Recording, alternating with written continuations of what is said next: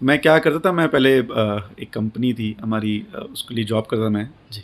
और 2015 तक मैंने जॉब किया। ओके। और उसके बाद मैं यूटीवी के लिए डिस्ट्रीब्यूटर था। मैं यूटीवी मूवीज़ डिस्ट्रीब्यूट करता था, सेंट्रल प्रोविडेंस सीपी बोलते हैं उसको, पूना, सांगली, सतारा साइड।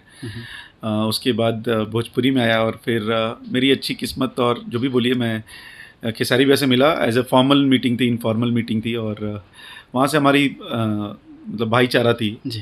और भैया शुरू से ही प्यार दिए। फिर 2020 में उन्होंने मुझे बोला कि आप ये काम संभालोगे, और फिर मैंने येस कहा। और उनका बहुत बड़ा, एक तो मैं बोलूँगा उनका थैंक यू है, मैं हमेशा उनको ही बोलता हूँ कि आपका बहुत थैंक यू। उन्होंने बहुत चीज़ें मेरे अंदर सुधारा है। मेरी लाइफस्टाइल बोलिए या मेरी थिंकिंग बोलिए या रिस्पॉन्सिबिलिटी लेना उन्होंने मुझे सिखाया है। शायद मॉम डैड बहुत खुश इस बात से लेके होते हैं कि मैं पहले उतना रिस्पॉन्सिबल नहीं था जितना मैं इनको मैनेज करने के बाद मैं रिस्पॉन्सिबल हुआ टुवर्ड्स वर्क, टुवर्ड्स लाइफ।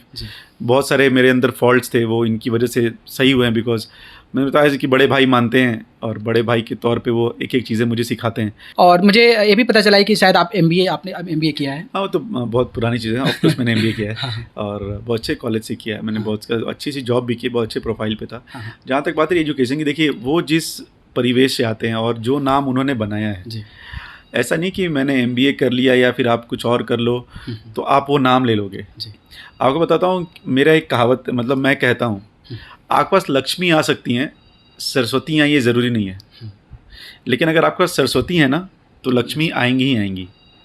ये सवाल इसलिए मेरे लिए काफ़ी ज़्यादा इंपॉर्टेंट था क्योंकि भोजपुरी इंडस्ट्री में जिस तरीके की बातें होती है कि भोजपुरी इंडस्ट्री में अनपढ़ लोग हैं, गंवार लोग हैं, इस तरीके की चर्चाएं आए दिन होती रहती है और आप भी इससे रूबरू होते होंगे।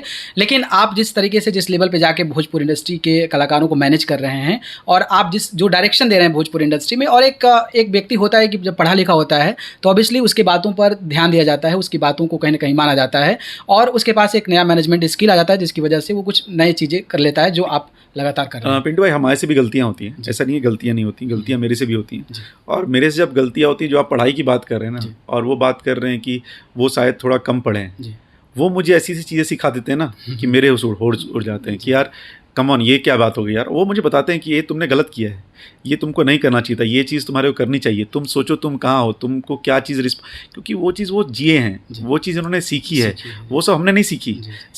उनका एक कहावत है कि तुमने क्लास में पढ़ाई की है, मैंने दुनिया में पढ़ाई की है।